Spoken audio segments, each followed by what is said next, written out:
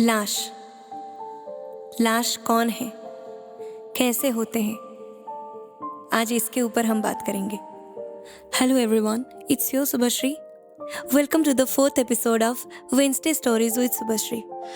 जो कुछ कर नहीं सकता, बोल नहीं सकता, सुन नहीं सकता, कुछ कह नहीं सकता है, या जो बेजान है उसे हम लाश बोलते हैं।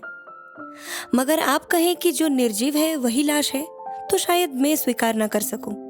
आप कहेंगे कि इसका क्या मतलब है, तो उसका मेरे पास उचित कारण है। क्योंकि मैंने कई जिंदा लोगों को लाश की तरह बेबस देखा है। शायद कभी कभी मैं भी लाश बन जाती हूँ।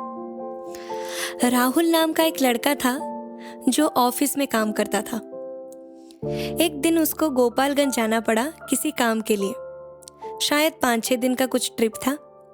वो उसके लिए होटल में रुका था, एक ऑफिसर से हर दिन उनका सिग्नेचर लाने के लिए। होटल से उस ऑफिसर तक पहुंचने के लिए छोटा सा रास्ता था। दूरी कुछ खास नहीं थी, तो वो पैदल ही जाता था। पहले दिन जब वो उस रास्ते से गया, उसे कुछ सड़ने की बदबू आ रही थी। उसने गौर नहीं किया। पर दूसरे दिन जब उसी जगह से गुजरा तो उससे ज्यादा बदबू आ रही थी। उसने देखा वहां के सभी दुकानदारों ने बदबू की वजह से अपना मुंह कपड़े से या मास्क से ढके हुए हैं। तो इसमें उससे क्या करना था, वो सीधा निकल गया। मगर तीसरे दिन तो हद ही हो गई। इतनी बदबू हो रही थी कि वहां सांस लेना भी संघर्ष जैसा लग रहा था। मगर दुकानें फिर भी खुली थी। राहुल ने सोचा यहाँ से जितना जल्दी हो सके निकल लूं, पर वहां भी तो लोग रह रहे थे। राहुल ने कहा, चलो पता किया जाए कि आखिर माजरा क्या है। उसने एक दुकान वाले से पूछा कि भाई ये बदबू किस चीज की आ रही है। दुकानदार राहुल की तरफ देखा और कुछ कहना तो चाहता था, पर बदबू की वजह से जुबान ही नहीं खुल रही थी।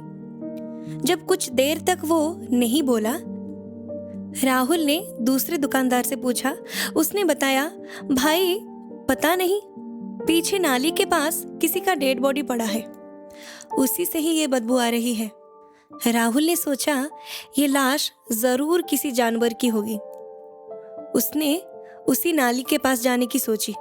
वहां पर जाने के बाद उसने जो नजारा देखा, उसको देखकर एकदम शॉक हो गया कि ये क्या है। क्योंकि वो डेड बॉडी किसी जानवर की नहीं थी, बल्कि एक इंसान की थी।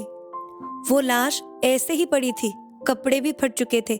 शायद कुत्तों ने उस लाश को खाया होगा और पंछी अब भी उस पर बैठकर अपना भोजन का परम आनंद ले रहे थे। उस लाश को पहचानना किसी के बस की बात नहीं रही थी। मगर लोग वहां से गुजर रहे थे, अपना मुंह बंद करके, और बार बार थूकते भी थे। कुछ तो उस बॉडी को देखकर उसी के ऊपर ही थूक रहे थे। राहुल ये सब देखकर एकदम उसका दिल फटा जा रहा था, क्योंकि ये तो वो पहली बार देख रहा था। उसने लोगों से पता करने की कोशिश की कि आखिर ये लाश है किसकी। ना किसी ने उसको रिपोर्ट करवाया या किसी ने उसका अंतिम संस्कार करने की सोची भी।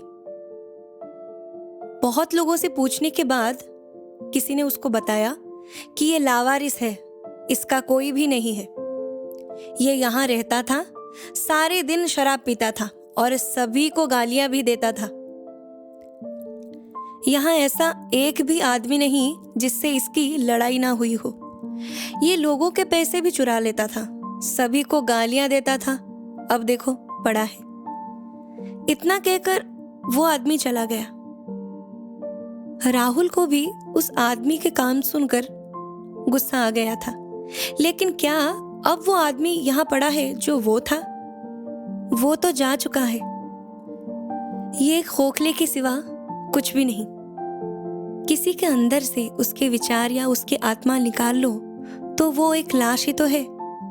इस कहानी से मेरे अंदर बहुत सारे सवाल हैं, जैसे कि वहां पे जो पड़ा था वो लाश है, या बाकी सारे लोग जो अपनी इंसानियत भूल चुके थे वो लाश है। सच कहूं तो अगर मैं वहां पे होती, शायद मैं भी लाश बन जाती। कुछ भी बहाना बनाकर अपने मन को समझाने के लिए वहां से निकल लेती।